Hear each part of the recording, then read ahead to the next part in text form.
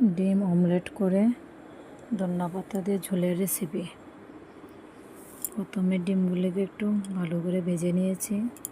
আদা, কাঁচামরিচ, টমেটো সব মশলা দিয়ে মিক্সড করে সম্বারটা দিয়ে দিয়েছি। ডিমগুলি ভাজা হয়ে গেলে মশলাটা ভালো করে কষিয়ে নিয়েছি। তারপরে একটু ঝোল দিয়ে তরকারিটা নামিয়ে নিলাম ধনিয়া পাতা দিয়ে। রেসিপিটা কেমন হয়েছে? সবাইকে ভিডিওটা দেখার জন্য অসংখ্য ধন্যবাদ।